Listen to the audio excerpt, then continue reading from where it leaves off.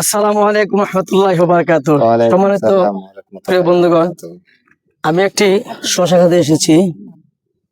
যিনি আমার সামনে বসে আছেন, এর মনটা খুব খারাপ। কেন জানেন? উনি অনেক টাকা খরচ করে শশা করছেন, কিন্তু শশা খেতে কুকড়ে লেগে একবার নষ্ট হয়ে গেছে।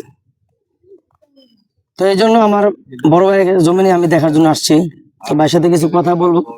তো যে যেখান থেকে আমাদের ভিডিও দেখতেছেন, আমি মাওলানা রুহুল কুদ্দুস রবিন এগ্রিকালচার নার্সের পক্ষ থেকে আপনাদের সকলকে জানাচ্ছি আন্তরিক অভিনন্দন ও ভালোবাসা শুভেচ্ছা। আসসালামু আলাইকুম রহমতুল্লাহ।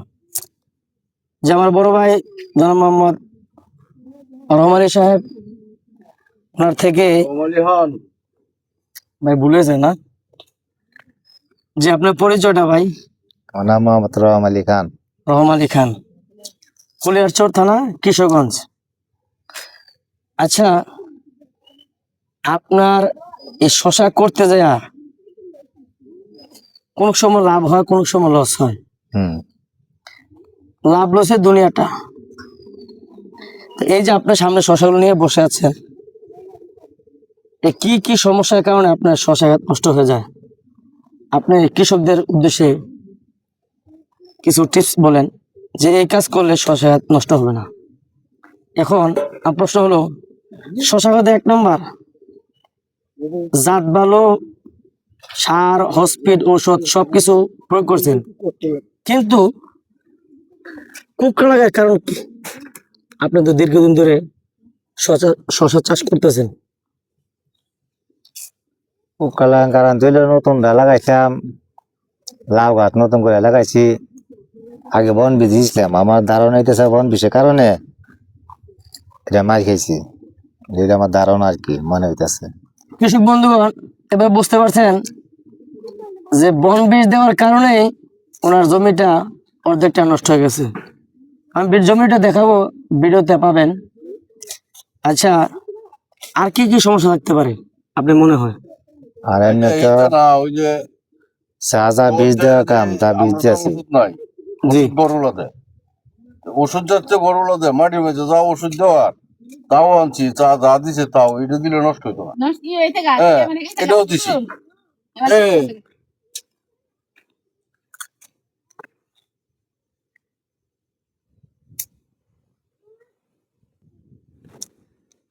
জি ভাই, কি জানি বলতেছিলেন আপনি কথাটা? জি, এই গর্তে যা ওই ওষুধ দিছে মাটির দেওয়ার জন্য, ওই এত তারা না মতো করে তোমরা প্যাকেট ম্যাকেট মিলায় অনেক কিছুই দিছি। এবারে স্প্রে করার মাঝে মনে করেন 4-5 বার দেওয়া হয়েছে। স্প্রে করার যে ওষুধ দিছে এই ওষুধই দিছি। যে মিলে তো এই ফানি কইছে, যে মিলে ওষুধ কইছে আলাদা একটা শার্ট করে রেহের পরে দেওয়া, এই মিলে দেওয়া হয়েছে। 4-5 বার দেওয়ার পরে তো জমি নষ্ট। এটা কেন? মানে এটা কি, এটার বলার কি আছে? এটা করার কি আছে? আমার মনে হয় প্রচন্ড বৃষ্টি হয়েছে তো। বৃষ্টি, না, এটা তো বৃষ্টির পরে লাগানি। বৃষ্টির এটা তো পরে, বৃষ্টি হয়েছে না, এটা বৃষ্টির পরে লাগানি। বৃষ্টির পরে নতুন জমি এনে আরেক পশিলা ছিল, সেটা বাইঙ্গা মাটি কুবায়া উলট পলট করে সেটা করে দিচ্ছি। মাটির তো কোনো দোষ থাকতে পারে না, মনে করি না। নে এরপরও ওইগুলি 5-6 বার স্প্রে করার পরে কেন নষ্ট হলো? মাকে কি ভালোভাবে শুকাইছিলেন? না, এটা আপনারা উজ্জ্বল দেন। কৃষক বন্ধুগণ, আপনারা দেখতে পাচ্ছেন যে এই বিশাল বড় প্রজেক্ট, এই প্রজেক্ট ওনার এই যে জমিটা, যে জমিটা নষ্ট হয়েছে, এটা আমি আপনাদেরকে দেখাচ্ছি। এই যে দেখেন, এখন শসার বাজার খুবই ভালো, কিন্তু শসা নাই। অনেক টাকা খরচ করেছে, শসা নাই ক্ষেতের মধ্যে। এখন জমিতে তো শসা নাই, গাছ কুকড়া লাগিয়ে ফেলছে, ফুকে মা করে একবার সর্বনাশ। এটা থেকে বাঁচার উপায় হলো একমাত্র, যে আমি মনে করি জমিনকে ভালোভাবে শুকাইতে হবে, খুবই ভালোভাবে শুকাইতে হবে, মালচিং ঠিকভাবে লাগাইতে হবে, বেড ঠিকভাবে করতে হবে, ঔষধ স্প্রে ঠিকভাবে করতে হবে, সকল কিছু করেছেন যিনি আমাকে আপনাকে সৃষ্টি করেছেন। ওই রব যদি না দেয় তাহলে দেওয়ার কোনো আর সুযোগ নাই। তো এই জন্য সবসময় আল্লাহ তাআলার কাছে রহমতের কামনা করতে হবে। এই দেখেন আমার বড় ভাই, আসলে মনটা খুব খারাপ। বুঝছেন? এই দেখেন ভাইয়ের মনটা খুবই খারাপ, কি বলবো, ভাষা প্রকাশ করার মতো নাই। আমি দোয়া করি যেন আল্লাহ তাআলা ওনাদের এই কৃষিকাজের মধ্যে রহমত দান করুক। এই যে দেখুন পুরা শশা ক্ষেতটা কুকরালায় একবার নষ্ট হয়ে গেছে। এতটাই নষ্ট হয়েছে, মনটাই ভেঙে গেছে। আমারই খুব খারাপ লাগতেছে। এই যে শশা ক্ষেতটা, এই দেখেন বিশাল বড় প্রজেক্ট, এই প্রজেক্টটা একেবারে নষ্ট হয়ে গেছে। সম্মানিত কৃষক বন্ধুগণ, আমরা যারা এই শশা চাষে আগ্রহী, জেনে শুনে বুঝে শশার জমিনে আসবেন। মোবাইলে ভিডিও দেখে আসবেন না। কারণ কি জানেন, আসলে আমরা ভিডিওতে অনেক কিছু বলতে পারি, বাস্তবে বড় কঠিন। বাস্তবে বড় কঠিন। শশার ক্ষেতে বাস্তবতা অনেক কঠিন।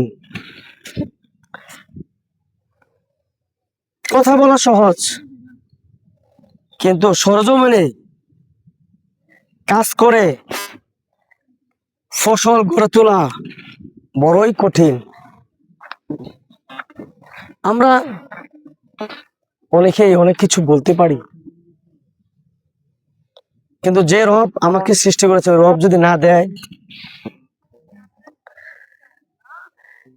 তাহলে চেষ্টা করে কোন কাজ হবে না। সম্মানিত প্রিয় বন্ধুগণ, আসলে আজকে খুব দুঃখ ভরা আক্রান্তে আমি আজকের এই ভিডিওটি করেছি। আপনারা যারা আমার এই ক্যামেরা দেখছেন, দুইজন, একজন নাম হচ্ছে আমানুল আমান, আরেকজন নাম হচ্ছে রহম আলী খান।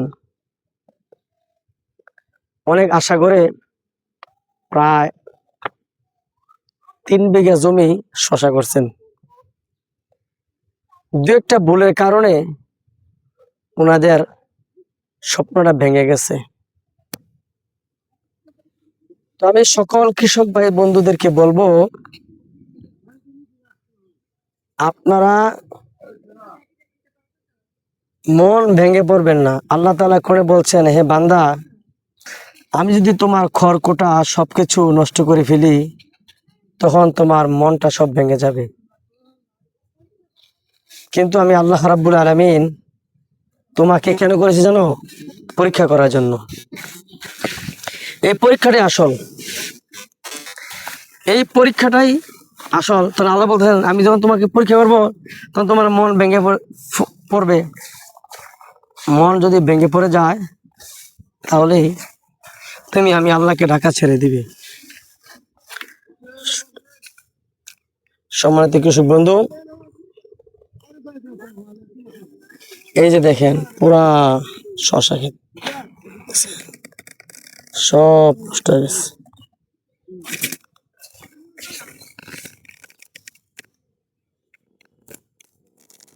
আপনাদের ঘুরে ঘুরে দেখাচ্ছি, দেখেন।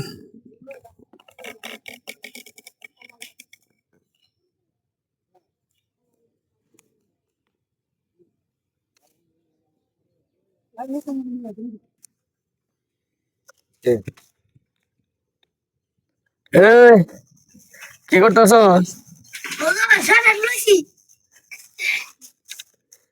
কইতে লইছস? তো দাদার কাছে কইছস না আপনার লইছস? আচ্ছা ঠিক আছে।